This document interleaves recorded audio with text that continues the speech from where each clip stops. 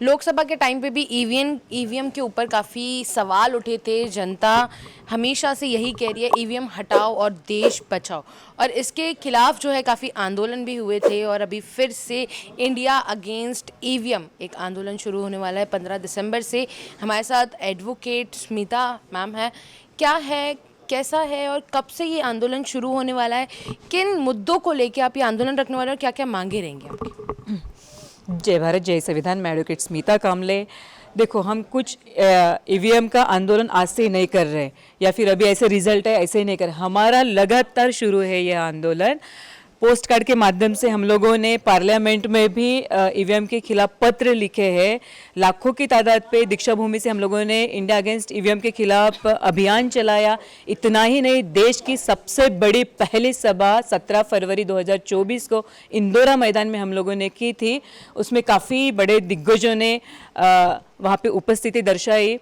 और लोकसभा के जो रिजल्ट है, मुझे लगता है इंडिया अगेंस्ट ईवीएम के माध्यम से मोदी जी जो है वो 400 पार नहीं कर पाए, लेकिन विधानसभा का फिर भी ईवीएम यहाँ पे रहा ही रहा। हम लोग न्यायिक लड़ाई भी लड़ रहे हैं, जबकि एडीआर से लेके सभी जो ईवीएम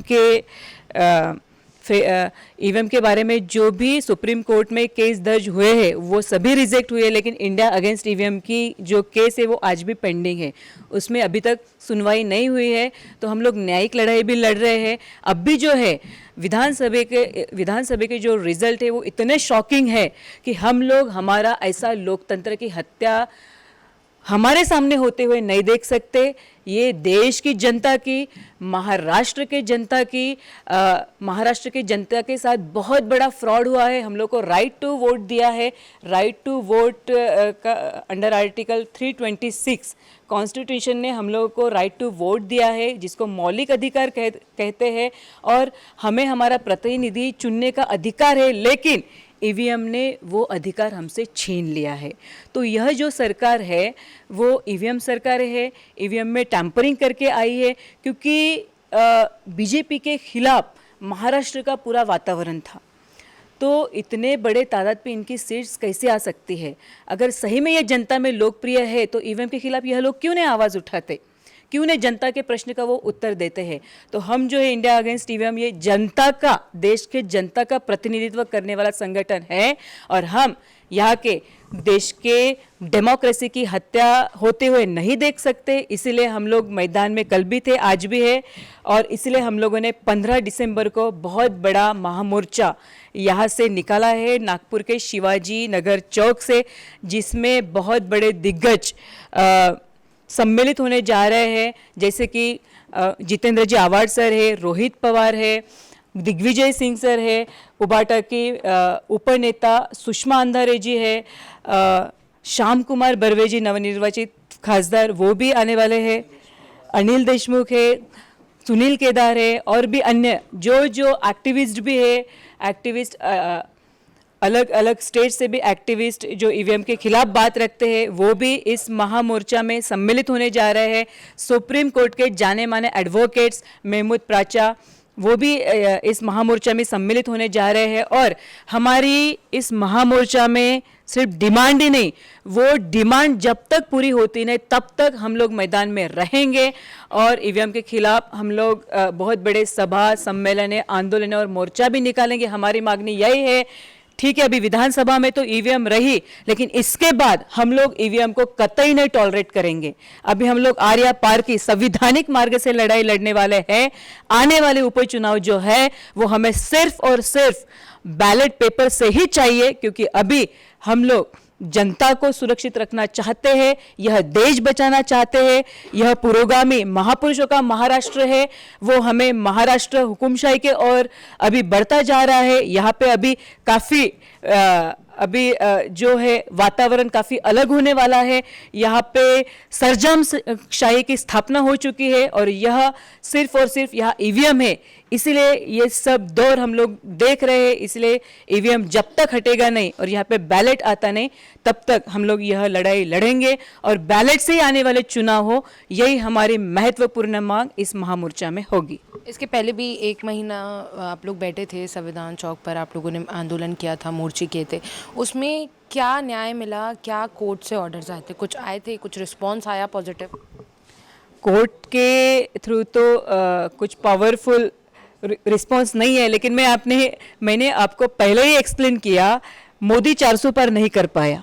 वो सिर्फ इंडिया अगेंस्ट ईवीएम की ही देन है इस देश को कि आज हमारा कुछ हद तक कॉन्स्टिट्यूशन बचा है। वो उन्होंने जितना चाहिए उतना वो ईवीएम में चोरी नहीं कर पाए, क्योंकि सोशल मीडिया के माध्यम से इंडिया अगेंस्ट ईवीएम का आंदोलन इतना फैला था कि उन लोगों को पता चला कि बाप रे, पूरा घर दर छोड़ के यह लोग संविधान चौक में ये देश बचाने के लिए, ईवीएम हटाने के लिए बैठे हैं। तो इसीलिए देश की जनता वो आंदोलन सोशल मीडिया के माध्यम से, आपके जैसे मीडिया के माध्यम से देख रही थी और लोग सचेत हुए थे, सावध हुए थे और उसी तरह से उन लोगों ने वोटिंग भी किया था। इसलिए जितना चाहते थे मोदी सरकार, उतने तादाद पे वो ईवीएम हैक नहीं कर पाए। तो उसी का नतीजा है जो अपोजिशन की सीटें आई और पूरी फुल्ली मोदी गवर्नमेंट को बहुमत नहीं मिल पाया, उनको एनडीए को लेके सरकार बनानी पड़ी।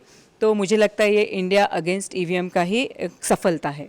नमस्कार, मेरा नाम एडवोकेट आकाश मून है। देखिए, आपको एक बात तो समझनी पड़ेगी कि ईवीएम का ये जो सारा मामला है और ईवीएम मशीन का जो उपयोग करने का ये जो सारा प्रोसेस है, ये प्रोसेस कानून के हिसाब से, यानी जो अपना जनप्रतिनिधि कानून है, जिस कानून के तहत पूरे भारत में चुनाव प्रक्रिया की जाती है, उस कानून के अनुसार ईवीएम का प्रोसेस सेकेंडरी प्रोसेस है। ईवीएम का जो प्रोसेस है, ईवीएम का उपयोग चुनाव में तभी किया जा सकता है जब 2 चीज़ों की पूर्तता हो। पहली पूर्तता ऐसी है कि आपको सर्टिफिकेशन लेना पड़ता है, सर्टिफिकेशन लेना पड़ता है अंडर आईटी एक्ट। ये सारी चीज़ें चुनाव आयोग करता नहीं है। दूसरा जो सबसे इम्पोर्टेंट जो एस्पेक्ट है इसमें, कि आपको किसी भी ईवीएम मशीन का अगर उपयोग करना है तो आपको जो है उसके कारण देने पड़ते हैं। जो ईवीएम मशीन का उपयोग धड़ल्ले से इस भारत देश में हो रहा है, उसका किसी भी तरीके का रिटर्न रीज़न जो है वो इलेक्शन कमीशन देती नहीं है। इलेक्शन कमीशन के मैनुअल में लिखा हुआ है कि ईवीएम का अगर आप उपयोग करते हैं तो आपको रीजंस देने पड़ेंगे। तो इसका मतलब यह होता है कि जो ईवीएम का उपयोग है वो कंडीशनर है, वो subject to the approval of election commission है, जो कि नहीं होता है। अभी दूसरी महत्वपूर्ण बात यह है कि सेक्शन 59 है ऑफ लोक प्रतिनिधि कानून का, वो सेक्शन, वो धारा 59 हमें कहती है कि भारत में होने वाले सारे जो चुनाव है वो सिर्फ और सिर्फ बैलेट से होंगे।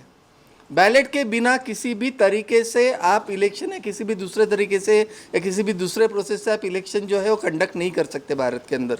लेकिन हमारे यहाँ प्रॉब्लम यह हो रहा है कि जो हमारी प्राइमरी जो प्रक्रिया है, प्राथमिक प्रक्रिया है बैलेट की, उस प्रक्रिया को जो है वो election commission of India, supreme court और मैं कहूँगा केंद्र सरकार, ये तीनों की साठगांठ से उस बैलेट के प्रक्रिया का भंग करके ज़बरदस्ती इस देश के लोगों पे ईवीएम थोपा गया है। और उस ईवीएम के माध्यम से जो है, अब आपको भी पता है कि दुनिया का सबसे बड़ा जो टेक्नीशियन हम बोलते हैं या एक्सपर्ट बोलते हैं, जो सारे जितने भी बड़े बड़े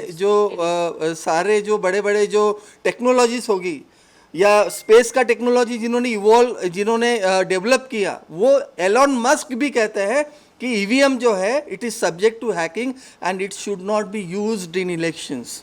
व्हाट डज इट मीन? आप जब एक लोकल अथॉरिटी का सर्टिफिकेट लेके बोलते कि ईवीएम अच्छी है, तो जब यूनिवर्स के लेवल पे फेमस हुआ आदमी जब बोल रहा है एलन मस्क कि आप ईवीएम से इलेक्शन मत कराइए, ईवीएम से फ्री एंड फेयर इलेक्शन नहीं हो सकता, तो फिर कहाँ से हमारा सर्टिफिकेशन उसके सामने टिकता है? दूसरी महत्वपूर्ण बात कि जहाँ जहाँ डिस्पैरिटी है, आप देखिए कि महाराष्ट्र विधानसभा के जो चुनाव हुए, उन चुनावों में लोकमत ने खुद अपने पेपर में पब्लिश किया कि 99 कॉन्स्टिट्यूंसीज में जो वोट डाले गए और जो ईवीएम से निकले उसमें 5,000 से 10,000 के करीब डिफरेंस था। ये डिफरेंस आया कहाँ से? दूसरी महत्वपूर्ण बात, 4 बजे आप लोग कहते हैं कि सिर्फ 40% इलेक्शन वोटिंग हुआ है, 5 बजे आप कहते हैं कि 45% वोटिंग हुआ है, 6 बजे आप कहते हैं कि 52% वोटिंग हुआ है, और 3 घंटे के अंदर जहां अंधेरा हो गया है, विंटर सेशन शुरू है, अंधेरा हो जाता है, अंधेरे में आप इलेक्शन कंडक्ट करते हो आफ्टर द प्रोसीजरल टाइम, यानी जो टाइम होता है 6 के बाद आप इलेक्शन और कंटिन्यू करते हो, और एकदम से 67% आपका जो है वोटिंग बढ़ जाता है। ये वोटिंग कहाँ से आया? इसका कोई एक्सप्लेनेशन नहीं है। अगर चुनाव आयोग सही में ईमानदार है तो चुनाव आयोग ने जो डाटा था ईवीएम का वो स्क्रैप क्यों किया? इस बारे में भी आपने न्यूज़ पढ़ा होगा कि उन्होंने जो विधानसभा इलेक्शन का जो डाटा था वो पूरी तरीके से स्क्रैप कर दिया। इससे हमें क्या दिखाई पड़ता है?